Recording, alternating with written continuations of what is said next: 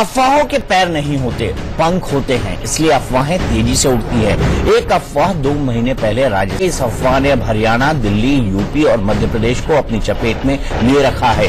आगरा में एक बुजुर्ग महिला की हत्या चोटी कटवा होने के शक में हुई। इंडिया न्यूज लगातार सबूतों के साथ लोगों को आगाह कर रहा है कि चोटी कटवा जैसा कोई इंसान या जीव नहीं है। ये सिर्फ मन का वहम है जिसका शिकार होकर महिलाएं कहीं कहीं खुद अपनी चोटी काट रही हैं। यकीन ना हो तो चोटी कटवा का एक और सच देख लीजिए। ये राजस्थान के धौलपुर की तस्वीर है। राजकुमारी नाम की महिला की गुरुवार को चोटी कट गई। चोटी कटवा से परेशान पुलिस ने जांच शुरू कर दी तो थोड़ी देर बाद महिला ने खुद कबूल कर लिया कि वो मानसिक तनाव में थी और उसी तनाव में उसने खुद अपनी चोटी पत्थरों से रगड़ कर काट ली।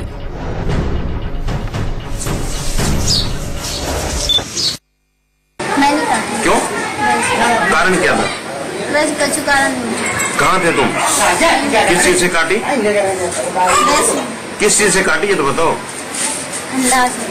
हाँ? खंडा से। खंडा से? कहाँ खंडा?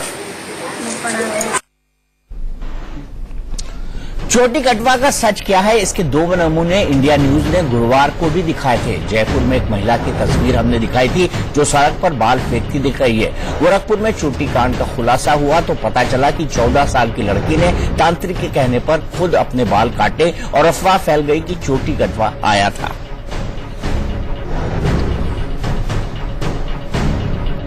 रात को खाना खाकर सोए, पापा सो गए, अंदर हम सो गए और रात में हमको डर सा लगा। उसके बाद फिर हम सो गए। फिर सुबह उठे तो मेरा बाल बेड पे था, कटा हुआ। हाँ, देख के डर गया। जी पे इन्होंने अपनी तरफ से चोटी काट ली। इनसे पूरी जांच करने के बाद इनसे तहरीर के लिए पूछा गया कि क्या आप कोई पुलिस कार्रवाई चाहते हैं। इन्होंने कोई कार्रवाई मना किया कि हमने खुद काटा है। तो हमारा अनुरोध है, हमारा अपील है आपके माध्यम से कि चंद्रभान दास को हमने हिरासत में लिया है। ऐसे तमाम लोग जो इस तरह के अफवाहों को फैलाएंगे, ऐसे तमाम लोग जो वैज्ञानिक प्रवृत्ति से जीवन शैली को हतोत्साहित करेंगे, उनके विरुद्ध कठोर कार्रवाई की जाएगी। हमने धारा 508 और 323 के अंतर्गत इस व्यक्ति को हिरासत में लिया है और आगे कार्रवाई कर रहे हैं। एक के बाद एक सच्चाई सामने आने के बाद भी ऐसे लोगों की कमी नहीं जो चोटी कटवा को सच मान रहे हैं। राजस्थान, हरियाणा, दिल्ली, यूपी, एमपी में चोटी काटने की घटनाएं लगातार सामने आ रही हैं। लड़कियां और महिलाएं अपने कटे बाल दिखाकर चोटी कटवा की जो कहानी सुना रही है वो हैरत अंगेज है, जिस पर यकीन करना भी मुश्किल है। पेंटर खड़ा था। नहीं लग पाया।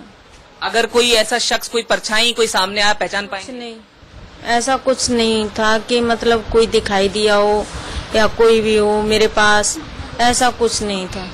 जो लोग अफवाह कह रहे हैं उस पर आप कुछ कहना चाहेंगे? ये नहीं हो सकता, ये अफवाह नहीं हो सकता, क्योंकि इस बात को मैंने भी अपनी लाइफ में कभी नहीं माना था कि मैं इन बातों पे कभी विश्वास नहीं करती। जब मुझसे बीती है तो मुझे विश्वास होने लगा। बर्तन धो रही थी, बर्तन धो के लगाने के लिए ला रही थी, बर्तन लगा ना पाए। जब तक तो हाथ में से बर्तन छूट गए तो मैं गैरोस हो गई। फिर मेरे को होश नहीं रहा। कितने बजे ये घटना? 8:30 बजे। जी, पूरी तरह से आप होशो-हवास में थी जैसा कि आप कह रही हैं? हाँ, मैं खूब ठीक थी। मेरे को कुछ भी नहीं दिखा। मैं खूब बर्तन धो रही थी, काम कर रही थी, मेरे को कुछ भी नहीं था। जब टाइम पे मैं सिर में दर्द हो रहा था तो मैं पीछे को लेट गई। एकदम से ऐसा लगा कि जैसे मेरे किसी ने बाल पकड़े हो पीछे से। अभी मैंने उठ के देखा तो चुटिया नहीं थी सिर पे। चला कि कौन काट के चला गया हमारे बाल। हम तो यहाँ से एक दूसरे घर से निकले, तीसरे में गए तो देखा तो बाल कटा हुआ, बेहोश हो गई मैं। पुलिस को अब तक चोटी कटवा के बारे में कोई सबूत नहीं मिला है। मनोचिकित्सक समझा रहे हैं कि ये सिर्फ लोगों का भ्रम है जो सामूहिक सनक यानी मॉस हिस्टीरिया में बदल गया है। पुलिस भी समझा रही है कि लोग चोटी कटवा की अफवाहों पर ध्यान न दें।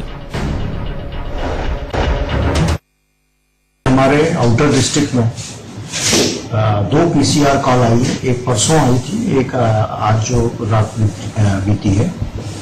दोनों ही मामलों में जो इंक्वायरी की गई है ये पाया गया कि घर अंदर से लॉक था, पूरी फैमिली थी, 4-5 लोग।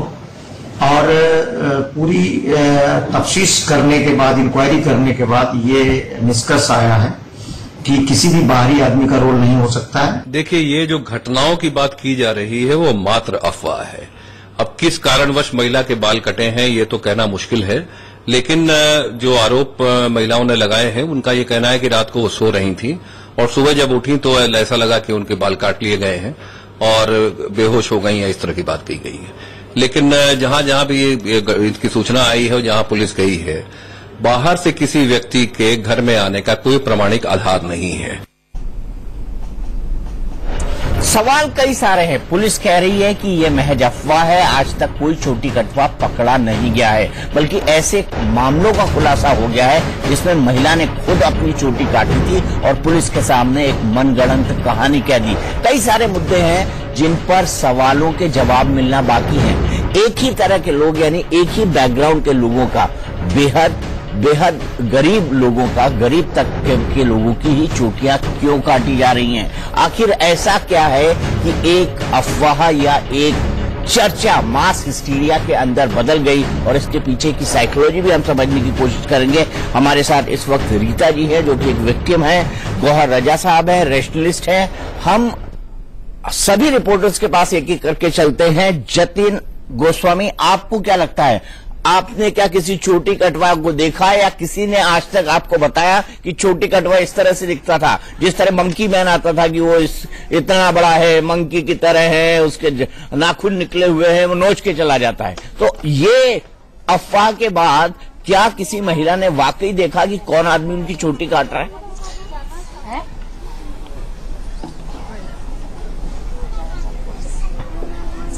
देखिए दीपक सर, क्योंकि हम मथुरा में मौजूद हैं और गाजियाबाद से लेकर हमने मथुरा तक पड़ताल की, और मथुरा की अगर बात करें तो 50 किलोमीटर के दायरे में हमने पड़ताल की है। छाता हो, शीशराम हो, नंगला हो या फिर दूसरे इलाके हो। इस वक्त हम सूरजपुर इलाके में मौजूद हैं और हमारे साथ नैनी मौजूद हैं। सभी जो पीड़िताएं हैं उनसे हमने बात की, लेकिन किसी ने हमें ये नहीं बताया कि आखिरकार चोटी कटवा दिखता कैसे है। लेकिन जब हम इनसे बात करते हैं और ये कहते हैं कि पुलिस इसे मात्र अफवाह बता रही है, मनोचिकित्सक अफवाह बता रहे हैं, तो ये मानने को तैयार नहीं होती हैं और इनका यही कहना होता है कि कोई आया और चोटी काट कर चला गया। लेकिन इनको ये नहीं पता होता कि आखिरकार ये चोटी कटी कैसे। जो नैनी है हमारे साथ, ये थोड़ा अलग मामला है। इनकी चोटी दिन के वक्त कटी है, सुबह के वक्त कटी है और पूरा परिवार घर में मौजूद था और इनके हाथ में ये कटे हुए बाल भी मौजूद हैं। मैं इनसे बात भी कर लेता हूं और आपको समझाने की भी कोशिश करता हूं कि आप बताइए, आपने किसी को देखा कि चोटी आपकी कैसे कट गई? नहीं, मैंने नहीं देखा। मैं तो बर्तन धो रही थी, धो के अलमारी में जा रही थी लगाने को, जब तक चोटी अपना कट के नीचे गिर गई, मैं गैरोस हो गई। पूरा परिवार घर में मौजूद था? सास ससुर सब थे घर में, सब। कोई बाहर से आया? कोई भी नहीं आया बाहर से, कोई भी, सब घर में, मैंने भी कोई नहीं देखा। दीपक सर, हम जहां भी जा रहे हैं, वहां पर जहां भी बात कर रहे हैं, किसी ने नहीं देखा है और कोई ये बताने को तैयार नहीं है कि चोटी कटवा दिखता कैसे है। हालांकि पुलिस यही कह रही है कि अफवाह है और अफवाह मात्र ही, क्योंकि ये पड़ताल में भी नजर आ रही है। पड़ताल में भी अफवाह नजर आ रही है। कई राज्यों की पुलिस इस बात की अपील कर रही है कि अफवाहों पर ध्यान न दें, और हम भी अपील करते हैं लोगों से कि कृपया अफवाहों में न आए, बेकार का डर अपने मन में न पालें, बच्चों को इस बारे में नहीं बोलें। बच्चों को, उनका दिमाग ज्यादा सेंसिटिव होता है और कई बच्चे अपने माँ बाप से पूछ रहे हैं कि क्या कोई चोटी कटवा वाकई है। तो हमको भी जिम्मेदारी दिखानी पड़ेगी, मीडिया को खास तौर पर। और मैं अब चलता हूं, हमारे संवाददाता दिल्ली से नरेश विश्वानी जुड़े हुए हैं पटपड़गंज से। दिल्ली पुलिस के एक आउटर दिल्ली के जो डीसीपी है तिवारी साहब ने नरेश कल कहा था साफ साफ कि ये सब अफवाह है। मेरे इलाके में जितने केसेस आए थे, और खुद मेरी बच्ची पूछ रही थी मुझसे कि बाबा कोई चोटी कटवा है क्या। तो इस तरह की अफवाहों को रोकने के लिए क्या दिल्ली पुलिस ने कोई एडवाइजरी जारी की है, कुछ किया है?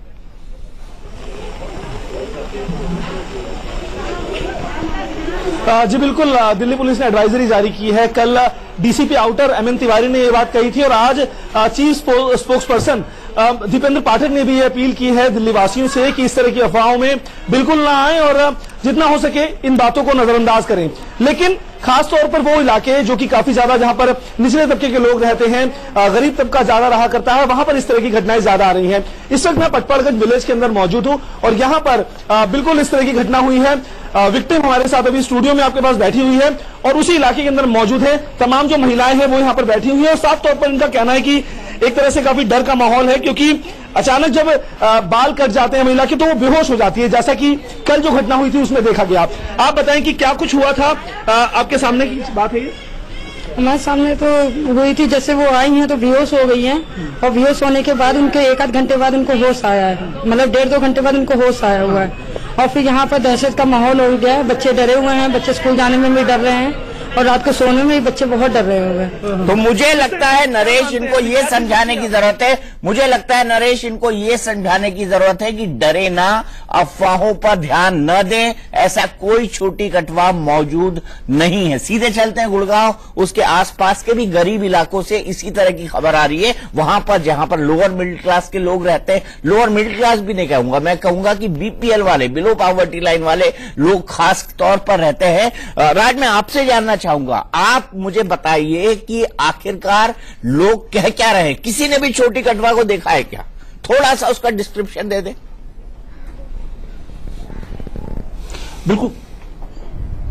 बिल्कुल देखिए, जहां तक देखने की बात कहें तो किसी ने भी ये नहीं कहा कि उन्होंने कोई देखा है। अलग अलग बातें सामने आ रही हैं। किसी ने कहा कि उन्होंने बिल्ली देखी है, वो एक महिला का रूप ले लेती है। किसी ने कहा कि सांप था बालों वाला, वो एकदम उड़कर आया, सर में टकराया, उसके बाद बाल कट गए। किसी ने कहा कि एक हवा का झोंका आया और वो नीचे गिरे और बेहोश हो गए, उसके बाद जब देखा तो बाल कटे हुए थे। यानी कि हर जो भी घटनाएं हुई है बाल कटने की, वहां पर अलग अलग बातें, अलग अलग कहानियां निकल कर आ रही है। और इस वक्त भी हम लोग अमर कॉलोनी में है, यहाँ पर जो एक महिला है रेखा, वो उनके भी बाल कटे थे। और किस तरह से पूरा वाकया हुआ उन्हीं से जानने की कोशिश कर लेते हैं। रेखा जी, आपके जब बाल कटे आपने क्या देखा और क्या हुआ था आपके साथ? सर मैं सो रहे थे और पता नहीं, मैं सो के उठे तो मेरी खुजली हो रही, तो मैं सिर खुजाया तो उसमें चोटी पूरी आ गई। फिर उठ के चला तो अंधकार आ गया सारा, फिर नहीं दिखाई पड़ा क्या है क्या नहीं। कितने बजे का वक्त था जब आपके साथ ये हुआ और घर में कौन कौन थे? बच्चे चारों सो रहे थे, कूलर चल रहा और हम बाहर लेटे थे खाट पे। कोई ऐसा आदमी को, किसी अनजान को आपने देखा हो आते हुए, उसने कोई हरकत की हो इस तरह की? नहीं, ऐसा कोई पर जाते नहीं है हमारे सिवा, और कोई बुलाना है तो नीचे से आवाज देगा, वैसे नहीं जाएगा। ठीक है राज, मैं चाहूंगा कि आप उनको समझाएं कि ऐसे कोई छोटी कटवा नहीं है। शायद इनके मन में कोई वहम पैदा हो गया है, या जो खबरें सुनाई दे रही हैं कि छोटी कटवा है, आता है, चोटी काट जाता है, तो कई बार इल्यूजन भी होता है कि लोग एक गलत खबर को सच मानने लगते हैं। ये एक मनोवैज्ञानिक टर्म है कि मास हिस्टीरिया क्या होता है, ये मनोवैज्ञानिक चीज है, उसको भी समझेंगे, गौहर रजा साहब से भी समझेंगे। लेकिन पुलकित, आप बताएं आपका क्या अनुभव रहा? क्या आपने किसी छोटी कटवा को देखा या कोई इसको डिस्क्राइब कर पाया?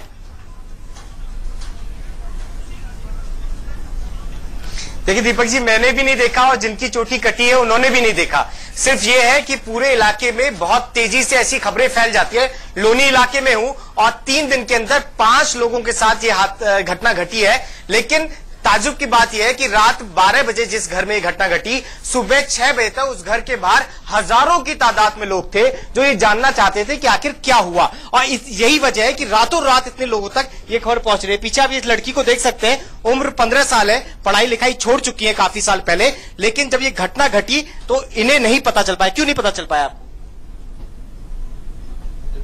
क्यों नहीं पता चल पाया आपको? क्यों नहीं पता चले? मुझे लगता है हमको छोड़ देना चाहिए पुलकित, लग रहा है ऐसा कि वो बहुत शौक में है, ये बहुत शौक में है, हमको छोड़ देना चाहिए इनको, हमको फोर्स नहीं करना चाहिए किसी भी सवाल को लेकर ऐसे किसी व्यक्ति को। सीधे चलते हैं तर्कशास्त्री गौहर रजा साहब के पास। गौहर रजा साहब, ये जो हम देख रहे हैं किसी ने नहीं देखा, कोई डिस्क्राइब नहीं कर पा रहा है, एकाएक आदमी बेहोश होता है, आंखों के सामने अंधेरा छा जाता है, कुछ दिनों घंटों के लिए होश नहीं रहता, वो उठता है, उसकी चोटी कट जाती है। क्या ये मास हिस्टीरिया दिखाई पड़ रहा है आपको?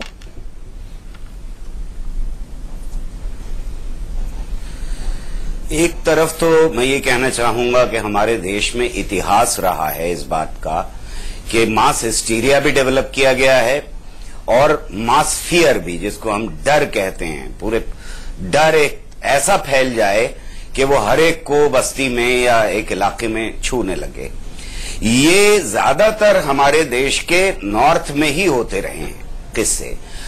हम उसे छोड़ दें जो किस्सा हुआ था कि गणेश जी को दूध पिलाने लगे थे लोग, वो कहीं और ज्यादा बड़ा था मामला। लेकिन मुंह नोचुआ को ले लें हम, या मंकी मैन को ले लें, या कोई आदमी आत्मा आती है और प्याज काटती है, आपसे मांगती है, प्याज काटती है और आप मर जाते हैं, वगैरह वगैरह, ये लगातार हर साल 1.5 साल के ऊपर फैलाए जाते रहे। मैं समझता हूं कि देश में जो हालात पैदा किए गए हैं पिछले 20-25 साल में, खासतौर से वो एंटी साइंस हैं, एंटी साइंटिफिक टेम्पर हैं। इसमें हमारे जो पंडित हैं, जो शास्त्री हैं, उन लोगों को एक स्टैंड लेना चाहिए कि वो इस तरह के मास हिस्टीरिया के और इन चीजों के खिलाफ हैं। मैं आपसे शिकायत ये करना चाहता हूं आपके माध्यम से कि इन चीजों में कभी भी मीडिया ने अच्छा रोल प्ले नहीं किया है। ये हाई टीआरपी के चक्कर में हमारी कुछ चैनल्स तो ऐसी हो गई हैं जो सिर्फ यही काम करती हैं कि वो लगातार डर फैलाती हैं, भ्रम फैलाती हैं, भ्रांतियां फैलाती हैं, सुपरस्टिशन फैलाती हैं। उनके ऊपर रोक लगाया जाना चाहिए सरकार की तरफ से भी और मेरे ख्याल में हमारा जो तंत्र है उसकी तरफ से भी। ये कोई हंसी खेल की बात नहीं है कि किसी एक को मार दिया जाता है इस बात के ऊपर कि उस पर शक करने लगते हैं लोग कि वो चोटी कटवा है। एक महिला की डेथ हो जाती है, बिल्कुल आगरा में हुआ है जाता है। ये जो लिंचिंग का पूरा एक चला है मामला, मैं समझता हूं कि वो है। दूसरे आप जो कह रहे हैं बहुत सही बात है दीपक, ये समझना चाहिए कि हमारे देश में एक आम नागरिक की जिंदगी में इतना ज्यादा डर है इस बात को लेके कि कल वो भूखा रहेगा, खाना मिलेगा, नौकरी होगी या नहीं होगी उसके पास, कि वो डर कन्वर्ट हो जाता है, इन सारी चीजों में बदल जाता है। और ये सारी चीजें आम इंसान को इन हालात में, जब उसकी जिंदगी ही बिल्कुल मार्जिन पे खड़ी हो, एक हाशिए पर खड़ी हो, तो ये चीजें उसको कहीं ज्यादा इंटेंसली इफेक्ट करती हैं। उसको एकदम से बहुत बुरी तरह से ये ऐसे आपदा की तरह आती है जैसे आसमान से कोई आपदा आ गई हो, सुनामी या भूकंप बिल्कुल ठीक की तरह की चीज बन जाती है ये। गौर साहब फिर आपके पास आऊंगा, मेरे पास कुछ स्पेसिफिक क्वेश्चन होंगे क्योंकि मेरे साथ रीटा हैं। रीटा भी इसकी विक्टिम है, आप इनको सुनिए और समझने की कोशिश करिए। रीटा जी, आपके साथ क्या हुआ था? आपके भी बाल कटे हैं? जी, हमारे भी बाल कटे हैं। सुबह 8:30 बजे बाल झाड़ करके काम पे गए, पहले घर में करके दूसरे घर में जा रहे थे तो बाल कट गया हमारा, रास्ते में कटा है। अब कब कटा है ये नहीं पता है जी। तो आपने महसूस नहीं किया कोई आपके बाल काट जब रहा कुछ है, नहीं, वो 15 मिनट के बाद मेरे को चक्कर आने लग गया है। अच्छा, चक्कर आने लगे तो सर पे हाथ धरी हूँ तो बाल पकड़ा गया। बाल पकड़ने के बाद बिल्कुल एकदम बेहोश हो गई है। पर आपको नहीं लगता ये आपका शक हो सकता है? क्योंकि सभी को लग रहा है ये शक ही है। शक क्या, हमारे लिए तो हकीकत हो गया है जी कि सचमुच में कोई काटने वाले आएंगे। चलिए मैं बता रहा हूँ आपको कि ये हकीकत नहीं है। तो ये अपने आप कैसे हो जाएंगे? आपको लगता है अपने आप कैसे हो जाएंगे? तो फिर आपने किसी को देखा क्यों नहीं? देखे भी नहीं हम। अब कोई ऊपर चक्र है, भूत है, वो है, सब ये सब हो सकता है। भूत जैसी कोई चीज दुनिया में होती ही नहीं है रीता जी, मैं आपको बता दूं, भूत जैसी कोई चीज दुनिया में होती ही नहीं है। अब रास्ता चलते कैसे कटा, ये तो हमें देखते तो फिर तो बता ही देते ना कि हम देख रखे कोई जा रहा है, आ रहा है। हमारे पास नजर में कुछ था ही नहीं, पीछे मुड़ के ये देखी नहीं मैं, मुझे पीछे भी नहीं देखी हूँ मुड़ के मैं। आप पीछे भी नहीं देखे? नहीं, सीधे मैं डायरेक्ट चला था। अच्छा मुझे बताइए, क्या पहले आपको पता था कि लोगों के बाल काटे जा रहे हैं? पता था, लेकिन हम विश्वास नहीं करते थे कि ये झूठा है, हम यही इतने सोचते थे। लेकिन हमारे साथ बाल कटे, आपकी चोटी तो सलामत दिख रही है मुझे। हमारा सलामत नहीं है, इतने बड़े बड़े बाल थे। अब बिल्कुल ही नहीं है बाल, देखिए सर, बिल्कुल ही नहीं है बाल। अब मैं भी न्यूज देखते थे, लेकिन लगता था झूठा बात है, लेकिन अब जाकर के मेरे को विश्वास हुआ कि ये सही है, हकीकत है ये। गौतम कोल साहब, इसको कैसे इंटरप्रेट करेंगे एज ए पुलिस ऑफिसर, जिसने अपनी पूरी जिंदगी में, आप बड़े डेकोरेटेड पुलिस ऑफिसर हैं, इस तरह का मास हिस्टीरिया पहले भी कई बार देखने को मिला। एक बार हो गया गणेश जी दूध पी रहे हैं, मालूम पड़ा वो सरफेस टेंशन की बात थी। एक जगह मालूम पड़ा कि माहिम के अंदर समुद्र का पानी मीठा हो गया है, वो बात भी गलत पाई गई। लोग लाखों की संख्या में पहुंच गए, बाल्टी से पानी भरने लगे, कुछ उसको अमृत मान के पीने लगे, कुछ क्या क्या करने लगे। ये क्या साइकोलॉजी है? आप एक पुलिस ऑफिसर के नजरिए से इसको कैसे देखते हैं? इसके दूसरा पहलू ये भी है कि बंबई में भी और एक दो और शहरों में भी ऐसे वाकयात हुए हैं, जैसे कि पुलिस के रिकॉर्ड में है कि रात में जो है कोई शख्स आके किसी और शख्स को जो कि सो रहा है उसका सिर फाड़ देता था, और ये एक नहीं था, ये कई वारदातें हुई। और उसके बाद जो था, बहुत प्रयास के बाद पुलिस ने एक आदमी को पकड़ा, जो कि पता चला कि वो तो पागल था, और बाद में उसको जो है आजीवन जो है कारावास में इसको सजा दे दी गई थी। तो ये दो पहलू हैं, एक तो हम जो हैं आसमानों से बातें करते हैं, दूसरे हम पाताल से बात करते हैं। ये जो इस वक्त वाकयात चल रहे हैं, ये पाताल की बात हो गई है, और जो शक शुबा जो है ये तब तक कायम रहेगा जब तक कि ये पता ना चले कि ये असली बात क्या है। ठीक है कि ये जो साइकोलॉजिकल एक वेव सी है जो चल रही है, और उसमें थोड़ा सा कहना चाहिए हवा दे रही है, आज की मीडिया भी दे रही है, अखबार में भी आ रहे हैं। पर चीज ये है कि अब तक करीबन 19 केसेस हो चुके हैं, जो कि मेवात में अब तो ये 5 राज्यों में फैल चुका है। और मैं आपको ये भी बताऊं, एक केस गोरखपुर का है, आ गया ठीक है जी, एक केस गोरखपुर का है। गोरखपुर के केस में पुलिस ने बकायदा इन्वेस्टिगेट किया उसको, और इन्वेस्टिगेट करने के बाद जब लड़की पर दबाव डाला गया तो उसने साफ साफ कहा कि मैंने एक तांत्रिक के कहने पे बाल कटवा दिए थे, क्योंकि मेरी तबीयत खराब चल रही थी। उस तांत्रिक को भी गिरफ्तार कर लिया। एक कुछ ऐसा ही सबूत हमको राजस्थान में मिला है, जिसको हम सीसीटीवी पे लगातार देख रहे हैं। एक लड़की चलती है, चलते हुए आती है, अपने बाल फेंक के चली जाती है। तो सवाल ये है कि ये क्या है, क्योंकि कॉलोनी के अंदर सीसीटीवी लगा था, वहां से वो पास बाय हो रही थी, उसको अपना ही बाल फेंकते हुए देखा गया। तो ये सबूत कई पहलू अब सामने आ गए हैं। एक तो ये है कि औरतों का जो केस है वो उनकी जो है एक बड़ी भारी अमानत मानी गई है भारतीय पद्धति में, और अगर औरतें जो हैं अपना बाल ही काटने लग जाएं तो ये जो है एक बदनामी की भी बात बन जाती है। तो ये देखा जा सकता है, और ये एक पहलू लिया गया है पुलिस ने कि क्या जिन औरतों के घर में इस तरह से वाकयात हुए हैं, क्या उनके घर में कोई क्लेश था, जो कि वो औरत चाहती थी कि वो अपने जो है रिश्तेदारों को जरा कुछ नीचा दिखाए, या उनको इस रोशनी में ले आए कि जो है आम जो जनता है वो उनसे जो है वो छेड़छाड़ पूछे। अच्छा, कई प्रॉपर्टी डिस्प्यूट्स भी जो हैं वो भी आ सकते हैं इन्हीं झगड़ों में, कि दूसरे को जो है समाज में उनकी नजर में उसको झुकाने की बात है। सर, पुलिस को ये लगता है कि कुछ लोग अपने बाल काट रहे हैं और इस बात का इल्यूजन पाल रहे हैं। डॉक्टर दीपक रहेजा मेरे साथ हैं, जाने माने मनोवैज्ञानिक हैं। डॉक्टर रहेजा, आपके सामने केस स्टडी है रीता की। रीता डॉक्टर साहब को बताइए, और डॉक्टर साहब उसको समझ के बताएंगे कि आखिर वो क्या है। डॉक्टर साहब को बताइए, अगर आपको इनकी मदद चाहिए तो ये आपको मदद कर सकते हैं। बताइए क्या हुआ था। यहाँ 8:30 बजे काम पे निकले थे, पहला घर से करके निकले बाहर। अब थोड़ा दूर बाहर जाते हुए मेरे बाल कब कटा ये नहीं मालूम है, लेकिन दूसरा घर में गई हूँ तो सर में दर्द होने लगे, चक्कर आने लगे। फिर मैंने सर पे हाथ धरी हूँ, उसके बाद बालों पकड़ा गया। बालों देखते देखते मेरा आवाज गुम हो गया, बिल्कुल देखते घबराहट हो गया मेरा। उसके बाद काम भी नहीं करे, काम हम छोड़ छाड़ के हम घर आ गए। घर आने के बाद हम 3 घंटे बेहोश रहे। बस इतना हुआ मेरे साथ। दीपक, क्या लगता है प्राइमा फेसी? मैं चाहूंगा कि डॉक्टर और रीता जी का फ्रेम साथ में काटा जाए, और ये भी दिखाया जाए कि दीपक रहेजा जी एक जाने माने मनोचिकित्सक है और इस चीज के एक्सपर्ट है।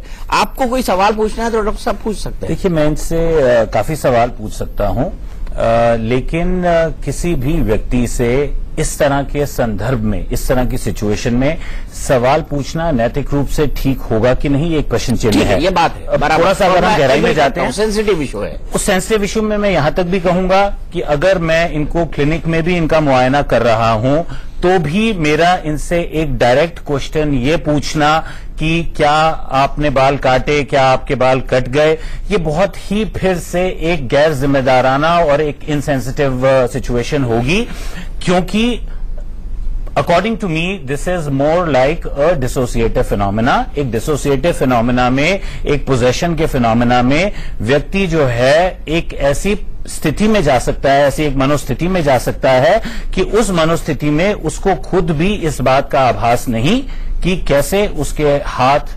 बाल तक गए और बाल कट गए। तो ये एक नाटक, देखिए शुरुआत जहां से हुई ये क्लियर कट, बिकॉज इतने राज्यों में कोई गैंग सक्रिय नहीं हो सकता, कोई ऐसी सिचुएशन नहीं हो सकती किसी मोटिव से, कहीं जोधपुर है, कहीं जयपुर है, कहीं हरियाणा है। असंभव। तो जाहिर सी बात है जब ये शुरू हुआ तो ये एक डिसोसिएशन का फिनोमेना था, जहां पे कुछ साइकोलॉजिकल कारण की वजह से, जैसा मेरे समीप बैठे वरिष्ठ सज्जन बता रहे थे कि एक तरह की एक मानसिक स्थिति, एक ऐसा स्ट्रेसर जो कि कॉन्शियस हमारे दिमाग का जो भाग है उसको भी उपलब्ध नहीं है, हमारे सबकॉन्शियस अनकॉन्शियस में है, उसके चलते। और क्लासिकल जैसा इन्होंने बताया, एक डिसोसिएशन में, कन्वर्जन में इसी तरह का फिनोमेना होता है कि आप एक चक्कर सा आ सकता है, आप बेहोश हो सकते हैं और फिर आप पाते हैं कि आपके साथ ऐसा हादसा हुआ जिसका आपको आभास भी नहीं है। एक डीआईडी, जिसे डिसोसिएटिव आइडेंटिटी डिसऑर्डर कहा जाता है, उसमें भी जब एक पर्सनालिटी और दूसरी पर्सनालिटी में व्यक्ति जब वैसिलेट करता है तो उसको बिल्कुल भी आभास नहीं होता कि दूसरी पर्सनालिटी कैसी है, लेकिन दूसरी पर्सनालिटी उसके दिमाग के उस भाग से उपज ले रही होती है जिसमें कॉन्फ्लिक्ट है, जिसमें एक ऐसी चाहत है जिसको वो इस जीवन में, इस मनोस्थिति में, इस व्यक्तित्व में बयान नहीं कर सकता, व्यक्त नहीं कर सकता। एक इंट्रोवर्टेड व्यक्ति बिल्कुल एक्सट्रोवर्टेड बन जाता है, एक बिल्कुल खामोश रहने वाला, गुमसुम रहने वाला व्यक्ति जो है बहुत एक लीडर की तरह बात करता है, एक्सट्रोवर्ट हो जाता है।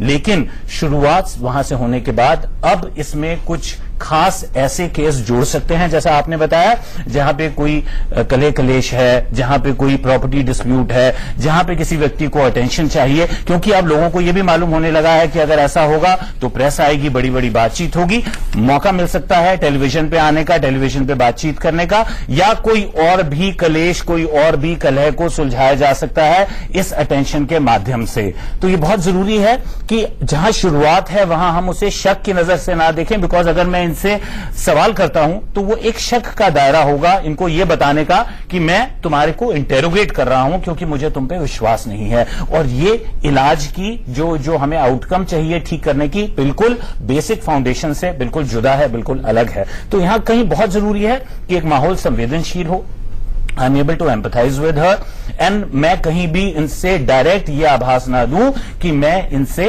सहमत नहीं हूं या इनको शक के दायरे में देख रहा हूं।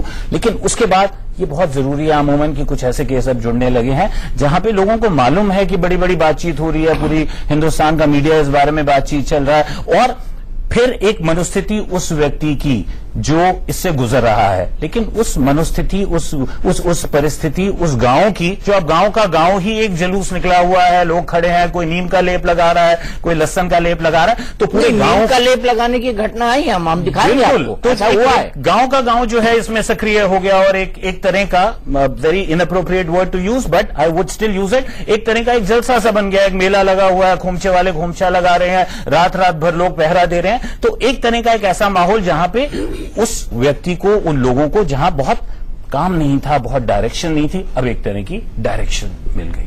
तो आप इसको क्या कहेंगे, मास इल्यूजन या मास हिस्टीरिया? बिल्कुल, इसको मास, आपने बिल्कुल सही कहा, ये एक तरह का मास हिस्टीरिया है। एक तरह का, अगर गणेश जी दूध पीने लगते हैं तो फिर देखा जाता है कि हिंदुस्तान में लाखों मूर्तियां दूध पी रही हैं। ऐसे व्यक्ति एक खास तरह के व्यक्ति हैं। उसको हमने उस दिन एक्सप्लेन भी किया था, 95 में मैं रिपोर्टिंग करता था, हमने बकायदा एक्सप्लेन किया था उसको। लोग बोलने लगे थे अरे ये तो भगवान का चमत्कार है, फलाना है, ढिकाना है। तो हम एक मोची के पाए के पास गए थे, जब हमने पता किया तो मालूम पड़ा कि ये सरफेस टेंशन का नॉर्मल सिद्धांत है। हम एक मोची के पास, पाए के पास गए, उसको भी हमने दूध पिलाया, तो उसका दूध भी एक तरफ से निकल के दूसरी तरफ गया और तीसरी तरफ गिर गया।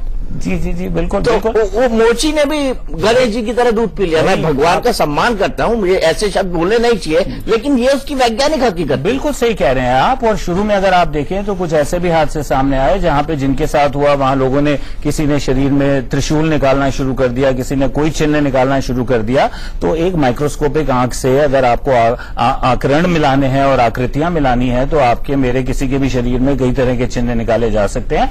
तो ये एक खास तरह का तबका है। देखिए, इसमें एक अमूमन मूल बात समझने की ये है कि जैसे ही अर्बनाइजेशन बढ़ती है, लिटरेसी बढ़ती है, आप वेस्ट को हमसे अगर कंपेयर करें, जैसे पढ़ाई लिखाई बढ़ती है, जीने का जो सलीका बढ़ता है, सोच विचार बढ़ते हैं, तो जो कन्वर्जन या डिसोसिएशन है, इसका इंसिडेंट जो है वो कम होता चला जाता है। तो आप पाएंगे खास तरह के लोगों में जो गलिबल हैं, सजेस्टेबल हैं और जिनकी जीवन शैली में बहुत ज्यादा चीजें नहीं है। कहीं ना कहीं देखिए, एक साइकोलॉजिकल स्ट्रेसर तो है ही है ना। कन्वर्जन में हम ये कहते हैं कि एक जो मानसिक स्ट्रेसर है वो शारीरिक स्ट्रेसर में बदल गया। जब वो शारीरिक स्ट्रेसर में बदल गया तो उसका जो एक्सेप्टेंस है, कोई बात आपकी और आपने मान लिया, आपने मान लिया, पूरा परिवार ने भी मान लिया, डॉक्टरों के पास जाने लगे तो डॉक्टरों ने भी इन्वेस्टिगेट करना शुरू कर दिया, एमआरआई होने लगे, सीटी स्कैन, तो एक डायरेक्शन मिल गई। तो मतलब बहुत क्रूर होगा ये कहना कि एक ऐसा कल्ट, एक ऐसा समा जिसमें डायरेक्शनलेस कोई व्यक्ति है, ये मैं उनकी बात कर रहा हूं जो इससे गुजर नहीं रहे हैं, बिकॉज दोनों की मानसिकता भिन्न है। एक व्यक्ति जो गया उसको इलाज की जरूरत है, और इलाज का मतलब ये नहीं कि वो बीमार है या वो पागल है, इलाज का मतलब ये कि एक मानसिक समस्या है और ही और she needs to be treated with sensitivity. But vis a vis एक हर्ड, एक ऐसी कम्युनिटी, एक ऐसा जलसा, एक ऐसा समूह जिसके पास डायरेक्शन नहीं है और अब डायरेक्शन मिलने लगी। देखिए एक बहुत काम मिल गया, चलो आओ खड़े होते हैं इसके घर के सामने, नीम का लेप लग रहा है, मैं इसकी गपशप करता हूँ, इस खबर को आगे बढ़ाता हूँ। सर पुलिसिंग में तो ये हमेशा देखा गया है कि ऐसी जैसे किसी गांव में दंगा हुआ, कर्फ्यू लगा, तो कभी भी लोग भागने लगते हैं, कभी भी कुछ हो जाता है कि नहीं हो गया हो गया हो गया, और बाद में पुलिस को ये मालूम पड़ता है कि वो घटना शून्य थी, उसका कोई सर पैर नहीं था। ऐसे भी कई केसेस आपने अपनी जिंदगी में देखे होंगे। बहुत ज्यादा नहीं, मेरे वक्त में इस तरह की अफवाहें जो थी जरा सामाजिक तौर की नहीं थी, पर राजनीति से मिलती जुलती थी। दंगे फसाद कराने के लिए ये था, ये षड्यंत्र बन जाते थे, और उसमें जो है मैंने जरूर अपने वक्त में ये स्थिति को संभाला है। पर आजकल जो है थोड़ा सा एंगल बदल गया है, दंगे फसाद जो है वो थोड़े से कम हो गए हैं, या उनका जो कराने का तरीका बदल गया है। इस तरह की अफवाहें जो है वो अब इस्तेमाल में नहीं लाई जाती हैं, और ये जो है ये डराने की, समाज में डराने की बात भी जो है वो भी आ रही है। और एक और चीज है, हम लोग आजकल जो हैं वो तरह तरह की आस्थाओं में बहुत विश्वास करने लग गए हैं, तंत्र में ज्यादा विश्वास करने लग गए हैं। ये देखिए छाप, गोबर की छाप लोगों ने छोड़ रखी हाँ, ये है, नींबू और ये है, ये मतलब ये इस तरह की चीजें जो हैं कि भूत को भगाने की बात है, या अपने परिवार में जो है वो कोई कहना चाहिए काली नजर ना लग जाए, उसके लिए ये है, ये पुरानी परंपरा है, आज की नहीं है, सदियों से है ये। इसमें नींबू है, मिर्ची है, उसके अंदर पान भी होता है, उसके अंदर एक दो और चीजें भी होती हैं, और उसके अंदर एक चीज खास है, और वो ये कभी कभी अगर कोई दुश्मनी है तो दुश्मन का जिस्म का कोई हिस्सा, नाखून हो, बाल हो, ये जो है ये उसमें जोड़ देते हैं। ये टोटके की बात है, और टोटका जो है तो आप देखेंगे यहाँ दिल्ली में भी और यूपी के और राजस्थान में, मध्य प्रदेश जो है ना, हाँ सारे जो यानी कि हिंदी बोलने वाले मैं ये कहूंगा ज्यादा, वहां पे उन इलाकों में ये टोटके जो है चढ़ाव पे जो है ये रखे जाते हैं। तो ये टोटकों में क्या होता है, रात में आए, उसमें कोई उसको बैठा दिया लेकर, और उसके बाद एक शराब दे दिया कि तुम्हारे घर के अंदर जो है या उस के घर में जो है ये हरकत हो। तो ये चीज जो है उसके अंदर जहां ये एक कोई ह्यूमन पार्टिकल बॉडी का जो हिस्सा है वो डालने की बात आती है, वहां बाल की बात भी आ जाती है। और बाल जो है इस्तेमाल किया जाता है, क्योंकि जैसे कि मैंने पहले कहा कि बाल जो है महत्वपूर्ण पदार्थ है जिस्म का, और जो है जो कि खासतौर से औरतों के लिए वो बहुत इम्पोर्टेंट परंपरा बताओ। तिरुपति मंदिर में आते हो, जाते हो, वहाँ वो बाल चढ़ा के आते हो, वो करते हैं, बाल चढ़ा के आते हो। अब कई ऐसी परंपराएं हम जब ये पहली हरकत हुई थी तो मैं समझा कि शायद ये जो है जिसके ये बाल कटे हैं उसने खुद ही काट दिए होंगे, और सोचा होगा कि चल के विग बनाने वालों को बेच देंगे लेकर। पर जब ये सिलसिला चल पड़ा एक चाल की तरह से, तब मैंने ये जो था अपना कहना चाहिए नजरिया था उसको बदल दिया लेकर। तो यहाँ जो है वो तिरुपति वाली जो परंपरा है वो नहीं फिट होती, बिल्कुल नहीं। ये जो है ये तो जो कुछ और है वो समझना पड़ेगा, और पुलिस जो है लगी हुई है। तो एक चीज जरूर है, पुलिस ने साफ कर दिया सर, दिल्ली पुलिस भी आज साफ कर रही है कि आप अफवाहों पर ध्यान मत दें। यही कहने वाला, उन्होंने कई केसेस को इन्वेस्टिगेट किया। जैसे मैं आपको राजस्थान के धौलपुर की एक बात बताऊं, एक महिला मायके आई थी अपने, उसके बाल एकाएक कट गए, उसने क्लेम किया, बाद में उसने खुद ने एक्सेप्ट किया कि अफवाहों और मानसिक तनाव का शिकार होकर मैंने पत्थर से अपने बाल कूट लिए इसलिए कुछ कट गए। ये भी एक फैक्ट है। अगर गोरखपुर एक फैक्ट है कि उसने तांत्रिक के कहने पे किया, ये भी एक फैक्ट है कि वो इतने मानसिक तनाव में थी कि उसने खुद इस घटना को अंजाम दे दिया, और एक नैरेटिव और एक फर्जी कहानी मैं कहूंगा उसके आसपास गढ़ ली। मुझे संवेदना है ऐसे लोगों से, लेकिन सही बात यह है कि असली मर्ज को समझना पड़ेगा। गौर रजा साहब, क्या ये इसलिए भी है क्योंकि मानसिक हेल्थ को लेकर हम लोग अवेयर नहीं है, या हम लोगों ने लोगों को जागरूक करने की कोशिश नहीं दी? मीडिया के बारे में आपकी बात से मैं पूर्णतः सहमत हूं, और इसीलिए हम लगातार अपील चला रहे हैं कि हम इसको अफवाह ही मानते हैं, उससे ज्यादा ये कुछ नहीं है। और बाकायदा इस पर हम पूरा शो करेंगे कि आज तक 9 बजे रात में हम शो करने वाले हैं कि आज तक इस तरह के जितने भी मास हिस्टीरिया निकले थे उसके बैकग्राउंड में क्या निकला था। वो गलत निकले थे, वो झूठ निकले थे, वो अफवाह निकली थी, वो एक फर्जी नरेशन निकला था। गौर साहब, आप किस पर्सपेक्टिव में देखते हैं?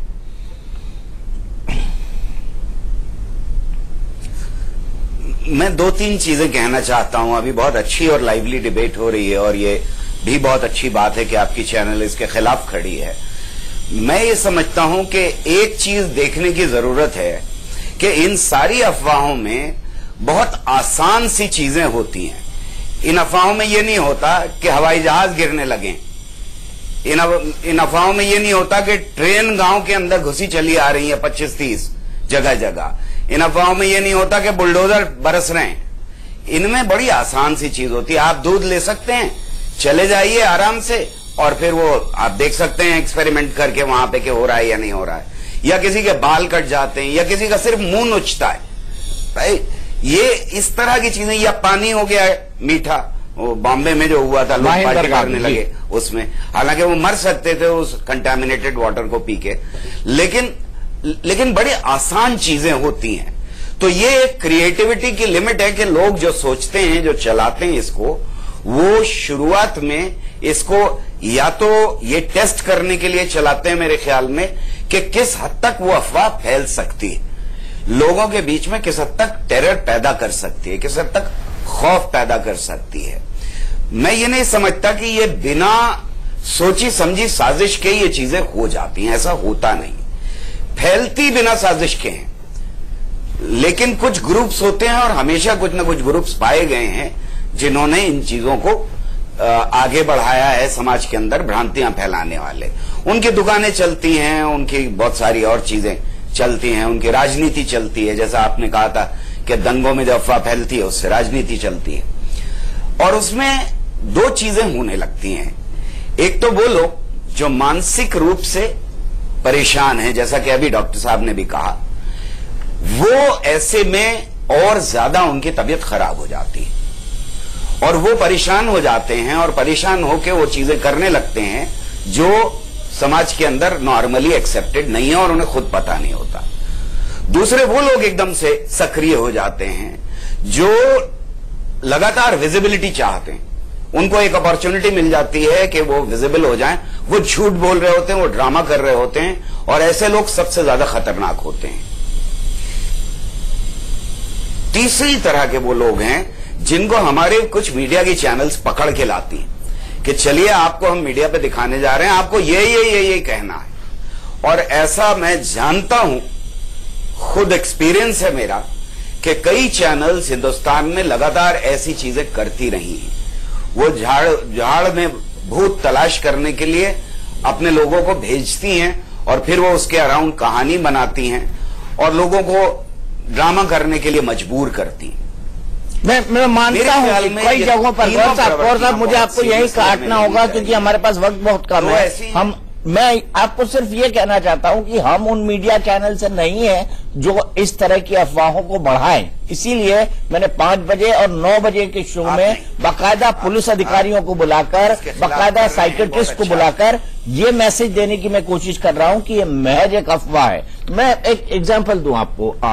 आउटर दिल्ली के जो डीसीपी है तिवारी साहब, उन्होंने खुद एक अपील अपने तरफ से जारी की, not in the capacity of Delhi DCP. उन्होंने कहा मेरे एरिया में जितने मैं एक चीज और कहना चाहता हूं। गौर साहब एक मिनट, मेरे उसमें जो केसेस रिपोर्ट हुए हैं उसमें कोई सत्यता नहीं है। बस एक सेंटेंस। जी बोलिए।